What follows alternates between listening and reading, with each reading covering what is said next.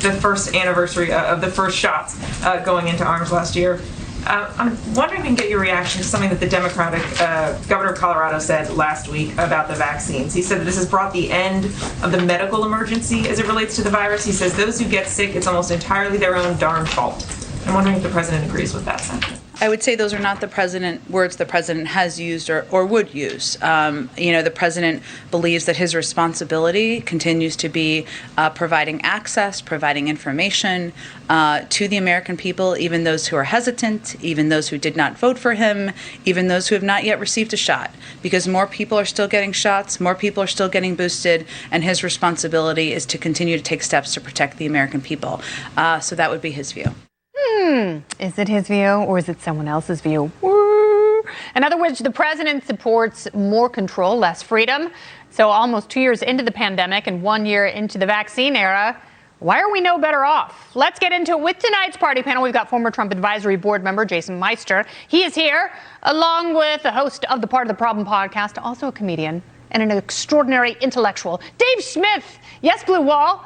And attorney and Democrat strategist Kelly Hyman. Welcome back, Kelly. Nice to see you all. Yay. Nice to see you, Kennedy. Thank you. It's nice to be seen. Nice to see you. So, Jason, here we are. More deaths this year than last year. There might be some undercounted COVID deaths. We haven't heard that yet, so we could actually be closer to 1 million people who've perished because of the virus. So right. What does that tell you about the vaccines and the state of play? Sure. So, look, in just under a year, 2 doses, a booster later, we've effectively redefined vaccine from preventing infection to preventing severe disease after infection. And if you think about it, the medical community, the media, and Big Pharma wanted us to believe that that was the case all along. Well, no, they moved the needle, no pun intended. And the reality is that the coercion and the mandates, I think, has caused severe vaccine hesitancy among Americans. And I think if they were just honest with the American people about what kinds of risks there are, and they didn't censor those who challenge or question the efficacy of the vaccines, I think you'd have a much higher vaccination rate in this country right now. So that's my position on the vaccines. I'm not anti-vax. I'm anti-vax mandate.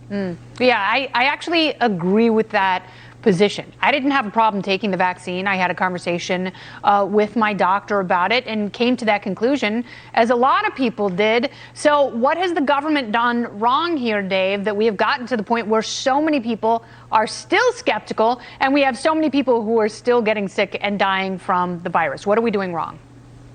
I don't think we have enough time, Kennedy, to handle what the government's done wrong over the whole COVID, insanity. But I will say that for all of the hysteria that you see about, vaccine hesitancy or anti-vax people or disinformation, which sure, there is plenty of that online. I mean, there's everything. But the overwhelming reality that's right in front of us, and I love that you're pointing out a year later from people getting the first shot, is that these vaccines have not lived up to what they were sold to be. And that's just a fact that no one can get around. This was supposed to be, you take your shot and this insanity is over and we get to go back to living life as normal. And they bragged about, 94, 95% protection.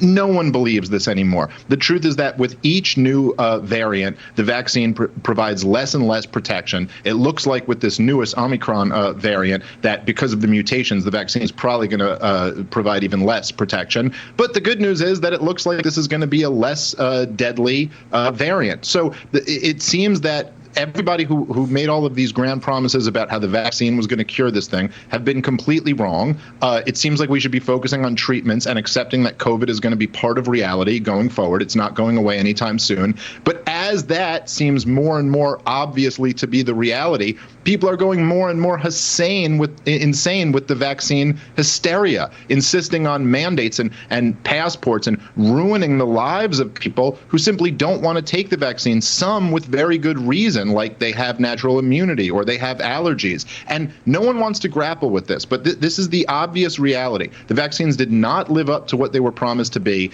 and we should pull back on the craziness. And you would also see vastly different numbers in terms of hospitalizations and deaths in places like Florida and California. And Kelly, you would see, if it were the case that the virus was incredibly deadly for children, then all the private school kids in this country would have dropped dead. Thankfully, that didn't happen. So in places, parts of the country where things are open, why can't the rest of the country just do that and let people make up their own minds? Well, I think it's important for people to make up their own mind. Ultimately, it's a personal decision, and you have to talk to your doctor and see what's best for you. But it's important for us to follow the science. And what does the science show? That people that have been vaccinated are protected. That social distancing, to wear masks to protect yourselves. But obviously, Kennedy, as you said, you got the information and you're vaccinated as well. And so I think that's key for people to know that ultimately it's their decision on whether or not they're going to get vaccinated or not. But ultimately, people the study has shown that people that are vaccinated are not dying over COVID. Yes, and we do have. It's just not true, though, to say that people who are vaccinated are protected. People who are vaccinated are not dying. I love how everyone's so on alert for the misinformation. But if you're on the side of pro-vaccine, you can just say these blanket statements that are just factually wrong. That's not true. It may give you better odds, okay, but it's not just factually true that you're protected if you take the vaccine.